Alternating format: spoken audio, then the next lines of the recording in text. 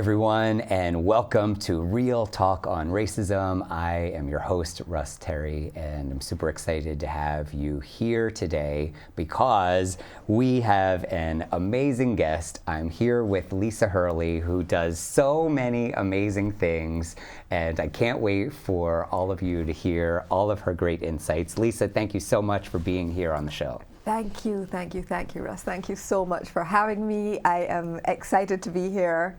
And it's great to meet somebody that, we connected on LinkedIn, and it's great to actually meet you in person. Which so few people are getting to do these days, right? Yes. And I appreciate you coming down here to Princeton to be in studio, and she's doing so many amazing things, so we're going to get right into it. Okay, so why is this topic, anti-racism, so important to you? Well, I think that I've always been that person that kind of like rooted for the underdog, so to speak. And I grew up in Barbados, as you know, which is a former plantocracy. And I remember in high school seeing children, like the darker skinned children, all played outside in the fields. The lighter skinned and white children played or sat closer to the big house, closer to the hall. And so you could see in real time, the plantocratic structure was still in place. And so it never sat well with me, even back then as a high school kid. And so fast forward now to George Floyd and everything that happened a year and a half ago, and I think all of these thoughts, feelings, opinions about racism, colorism, texturism, all of that came to a head for me, like it did for so many other people. And I just felt like I can't be silent anymore. We are at too important of a juncture. It's been going on for too long. People are calling it another civil rights movement, but how many have we had? How many do we need to have? And so it's important to me to contribute in some way to making a change and making the world better. It is probably not going to end in my lifetime, in our lifetime, but whatever I can do to push the needle forward so that the next generation has it a bit easier, that's what I want to do. And it surprises me as a white person to hear that, because Kenrick Ross in our second episode, he said the same thing. Really? And now you've said it, so this is a trend, 4 episodes into this show. Yeah. And my mom, who turns 78 this year, she is trying to be optimistic that things will change in her lifetime. Of course, she remembers, the prior civil rights movement from the 60s, because she was, a 20-ish person at the time, navigating that. What I am optimistic about is discussions like these hopefully will educate people, inspire people to do things differently, take action, etc. I know I've learned something already, and we're only a few minutes into the episode. So you said plantocracy, did I get that word right? Plantocracy. Yes, what does that mean? So essentially a society built on a plantation society. That's what plantocracy is. So in other words, sugar plantations, it would have been the equivalent in the States would have been cotton plantations. So the setup of the, the white master and mistress of the house, and sort of white adjacent slaves who, as we all know, were essentially children that were the product of rape, unfortunately. And those would usually work closer to the big house or in the main house. And then, of course, the field slaves were usually darker in color and would work in the fields. And so that's how plantocracy was set up. And we see it still today. That is kind of how, if you look at racism and everything that we're fighting against, and you think about what I just said, it's structured exactly the same. And that's what we're pushing against. Yeah. And, it's like, as a white person, I kind of know about some of these things, but you're informing me, and I imagine many others, in a lot more detail, which I very much appreciate.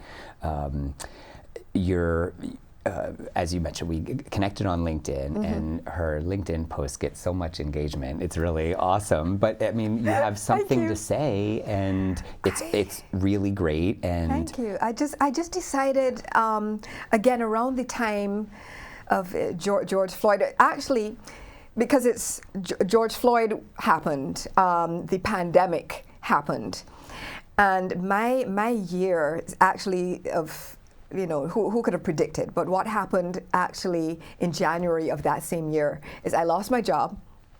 So I lost my job. The pandemic became a real thing. George Floyd happened, and so all of that was happening. And so initially, when I started, I was unemployed. Started writing more vociferously, shall we say, on LinkedIn. And I decided two things. One is, in some ways, I have nothing to lose right now because I don't have anyone to answer to. But of course, I'm aware that prospective employers are going to be looking at my profile. However, I decided that I am not code switching. I am not muting myself. Code switching? Code switching. We will get to that. Okay. We will get to that. I'm going to take copious notes here. Copious notes. Yeah, so I am not going to code switch. I'm not going to mute myself or silence myself or dim my light or my voice in any way. I've had that done to me and for me, alas. And so this is the time, this is an opportunity to be as real and authentic and unambiguous and unapologetic as possible. And so I decided to look at it as an opportunity. And I was like, well, whoever hires me, please feel free to look at my profile and know who you are employing, because this is the person that I'm going to be. Well, I appreciate you speaking up and speaking out and being your true self. In that LinkedIn post that you made, you said, people assume that you are deficient in some way. And I've heard that too about people of color in general. One white person said to me, when we were talking about the diversity work that I do, right, well, how do you know they're qualified? And I was horrified, and I didn't know what to say when the person was saying that, but now I know what they're thinking because of what they said. So, you know, when you become aware that people are assuming you're deficient in some way, what effect does that have on you? A multiplicity of effects, I would say, and it varies according to the day. On a good day, I can shake it off and fuel that. You use that their opinion as a fuel to just redirect my energy towards what I'm focused on. It does not serve me and my purpose to entertain the opinions of people who have no bearing on my long-term goals. And so I acknowledge, I see the opinion, I feel the energy, I feel the judgment. Sometimes you hear it outright. Somebody will literally say something to you outright that indicates that they think that you are, shall we say, lower down than them, that you're lesser than them. But I can shake it off. On not so good days, it absolutely has an effect, even to the point of, you know, it can make me feel a bit sad, a bit low, right? And you know, those days, it takes a little bit longer to recover. Then there are times where I frankly get angry. But I don't think anger is a bad thing. Anger is fuel. I use that anger and channel it to help myself become even more focused, more committed, more unapologetic, more outspoken. And it is not in terms of proving anything to the person that's judging me. Again, their opinion in some ways has no bearing on what I'm trying to achieve. But instead using it, like I said, to do even more, go even harder and be more committed. Well, it's understandable to be sad and low sometimes. It's understandable to be angry sometimes. So all of those are valid emotions based on the microaggressions or outright racism that you're experiencing. And I do agree with you that anger, if there's one benefit to it, it does motivate us to take action. Yeah. So what are some of the examples of racism that you have experienced at work? How much time do we have? I know. It's a 30-minute show. How much time do we have? Oh my gosh. At least one or two. Yes.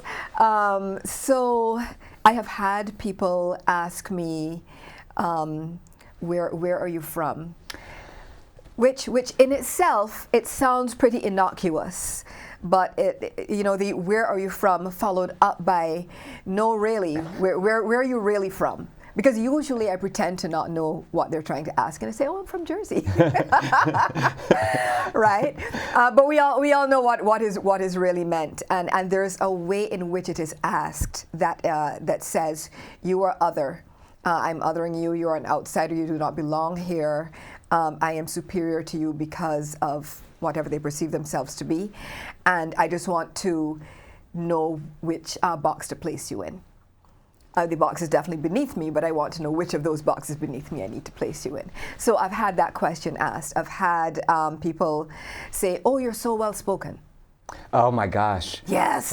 As if they're assuming that you're not going to be well spoken, and they're surprised that you're articulate. Yes. Oh my gosh. I apologize on behalf of all white people who say that, because it's the worst. It's the worst. And also, considering what I do, I am a writer by trade, a copywriter by trade, and so literally what I do is sort of play in the world of words all day, every day. Like why would I not be outspoken? I don't understand this. So I've had that, and it's gone from those microaggressions to, yes, there have been cases where I have actually, I have lost my job before as a result of racism. We don't have time to sort of delve into it fully, but that has definitely happened. So numerous examples. And you have another thing in common with Kenrick Ross, our guest from episode 2, because he said the "where are you from" example also, and he says California, and they say, "No, where are you from?" And I think in some of those cases, the person saying it might be well-intentioned or might not be trying to be racist or commit a microaggression. Exactly. But hopefully, platforms like this show are educating people that saying something like "where are you from" and then following up with "no, where are you really from" is racist. Yeah, a lot of people, some people know exactly what they're doing and saying, but I agree with you that a lot of people have no idea that the question is problematic. The question and then the follow-up insistence is problematic. Yeah, especially the follow-up insistence. The follow-up insistence, right. Yeah, so for our viewers who are watching this today that, may meet someone and be curious about where that individual is from, what's your recommendation on what they should or shouldn't say or do? The thing is that you're not entitled, we are not entitled to people's full background and biography. As soon as we meet them. As soon as we meet them, you're not entitled to that. I mean, small talk is fine, right? But there are ways to do it without sort of stepping on the toes of people with whom you're interacting. And so now, again, shows like this are helping to educate people. So now, you guys know. So this is a question that you potentially want to leave until a little bit later on in your interaction with somebody. Maybe if it's somebody that you're meeting for the first time, you actually don't have to know where they're from. You really don't.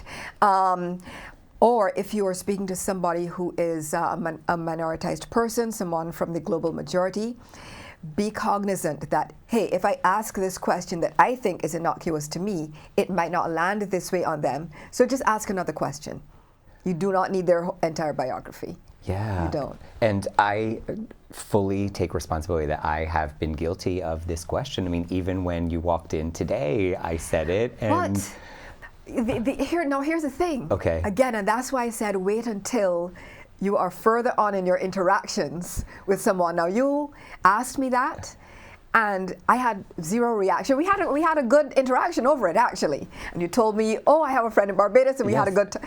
That's fine, because guess what? We've known each other. Yeah. Okay. No, we've known each other for, I think, a few months now. We have interacted, and every interaction, sometimes it's just us interacting. It's not transactional. Does that make sense? Yes. It's not, hey, Lisa, I need something or the other from you. So there is a basis for a friendship and a relationship that gives us both permission to go beyond and ask certain questions. So yeah, you're entitled, you can ask me that now.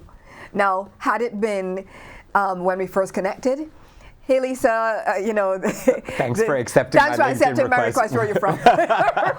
No, absolutely not. Okay, good. And does that make sense? Yes, it does. Okay. And I do have an example where I was more guilty. It was a business meeting. I was off-site in a different state, facilitating a session. Right. And the director of the company, one of the leaders, she happened to be sitting next to me. I noticed her accent. It was before the meeting started, I think, but most people were there and ready, and right. I picked up an accent, noticed an accent. I said, where are you from? And she went off on me, understandably really? so, Wow. But she's like, I want to know your sexual orientation. I want to know if you're married or single, if you have kids. Wow. So when she asked you those questions, did you get it? I did get it. I was like, I need to keep my mouth shut and mind my P's and Q's, because apparently that's not a good question to ask. So I learned a lesson the hard way. Yeah. And I think, it's almost like some of us, especially those of us who are white and privileged, we lead this charmed life where everything is like a Saturday night cocktail party where we can ask whatever's on our mind, not realizing that it can be a microaggression. Yeah. Okay, well. But here's the thing I want to say to you is, first of all, thank you for what you're doing here. And thank you for being teachable. Thank you. Right? Because that is half the battle. You are one of the people that I've noticed that you have been learning, but you've taken these, whatever you've learned, whether it is recently or throughout your life experience, and now you're doing the work. Here we are, right? And putting action behind what you've learned.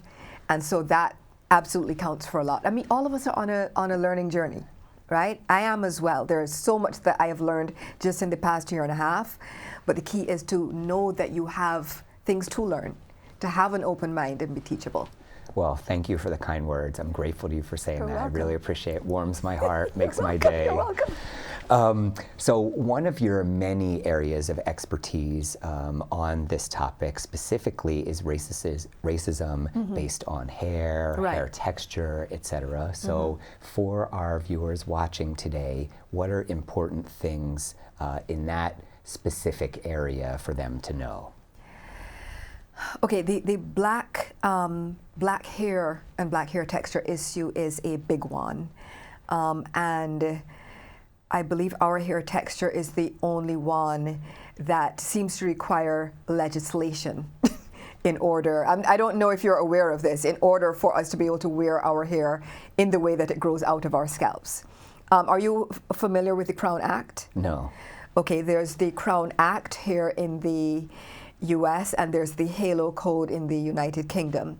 The Crown Act is basically a push for legislation to basically legalize black hair and black hairstyles, because so many of us have experienced situations where we have been sent home from work because of how our hair is styled. Actually, I think 80% of black women, one third of black women have been sent home from work because of how their hair is styled. And this is to assume that they wore their hair natural that day? Either natural or in something that culturally significant, whether braids, locks, bantu knots, one of those styles that are typically from our culture, culturally significant. And yes, I've been sent home. And then 80% of black women have changed their hair, code switched their hair. Oh, There's code that word switched. again. Okay. There's that word again. Code switch their hair in order to fit in with societal norms. Societal norms being fitting in with essentially white standards of beauty. And I have heard that piece where one of my best friends was a black woman was contemplating how to have her hair for a job interview. Should she have the braids in? Should she have it pulled back in a conservative bun? With no braids. And apparently, this is something real that huge. People of color have to think about before they go on a job interview or start their new job or whatever. It's huge and it's exhausting because the amount of thought that you spend thinking about, will my hair be accepted? Will my hair prevent me from getting a job? Or will it, if I have a job, will it prevent me from being promoted? Will it, prevent me from, it basically has the potential to affect your income and your livelihood.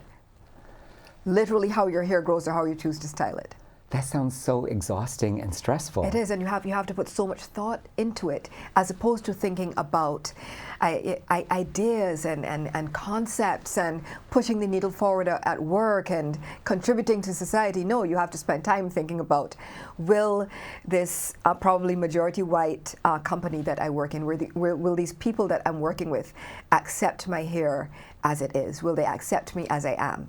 Or will I have to code switch? Which we brought up a couple of times. So I've mentioned code switching here. So for example, many black people, not all, but many black people have naturally curly, kinky, coily hair. A lot of them, a lot of us, including myself in that number, straighten our hair, right? In order to be more accepted. And you tying back to a question you asked earlier about microaggressions and incidences of racism at work. A slight one is, let's say I wear my hair curly most of the time and then one day I decide, okay, I'm going to straighten it today. And then all of a sudden everyone, white, says, oh, I love your hair like this. It looks so much better this way. Yeah, I've heard it. Ask probably almost any black woman or woman of color and they have heard it too, right? And so you know that you're being judged. Whether you may or may not choose to conform or change how you show up, but you know that the judgment is taking place. Another form of code switching, for example, is, I was just speaking to a friend of mine who is originally from Liberia, but to hear him speak, he sounds 100% American. He was telling me he just decided one day it just is easier to not get teased, not get judged, not get asked, where are you from? No, really, where are you from? Not get asked those questions all the time, and he just code switched his accent permanently. So code switching, if I can paraphrase to make sure I'm understanding this, means that people of color have to change who they are or the way that they do things to conform to the societal norms, the way the white people do it, etc. Yes. And again, it can be sartorially in terms of how you choose to dress. So for example, am I going to wear a conservative suit? Or am I going to wear a kente cloth and a head wrap, or somewhere in between? But those choices make a difference. Those choices make a difference, and they affect your promotability. So it can be sartorially, it can be in terms, like we mentioned just now, of one's accent and how you choose what accent you choose to use. It can be, am I going to bring my traditional dishes to work? Right? Or am I just going to, I don't know, go to the neighborhood Subway and just pretend that that's what I really like, and then only eat the food that is from my country or from where I'm from, only eat my traditional foods when I'm at home. So that, again, you don't get asked all those questions, or you don't get judged and told, oh, that smells weird, that looks weird, what is that? Right? So many ways of code switching. So one of the themes from today's show might be, gosh, for people that are not a person of color, you don't have to say everything that's on your mind. Oh my gosh, yes. That is something that I wrote in one of my posts about hair. and black hair textures, and people asking you intrusive questions about your hair, touching your hair without permission. It is a real thing. It happens all the time. It happened to me, I think it might have been a couple of years ago. I was sitting outside of Bryant Park, and a woman literally just came up to me, a stranger, and put her hands in my hair. That's awful. It is. I was in a good space that day, and I gently removed her hands from my hair, and I said, "Beloved," I said, "do you understand that you can't do that, so that you cannot just go up to a stranger and put your hands in their hair?" And she said, "Oh, but it's so lovely." I'm like, "Your hair's lovely too, but I've not touched it." Right? So you don't need to do everything that you think, and you don't need to say everything that is on your mind. You don't, even if you're curious about a black person's or a person of color's place of origin, how they've styled their hair, that fabric that they're wearing, whatever it happens to be, you actually don't need to know. And they're not obligated to tell you. And you are going to survive having your curiosity unanswered. You will survive that. You will survive. You will survive. Having your curiosity unanswered. Yes. Oh my gosh. Our time is almost up. Lisa Hurley has been our guest today on Real Talk with Racism. Thank you. You are amazing and fantastic. I'm so grateful for having you here. Thank you so much for all the wisdom you've shared. Thank you so much. You're welcome. Great to be here. You're welcome. All right, and thank you, all of you, for watching us. Again, I'm Russ Terry. We will see you next time here on Real Talk on Racism.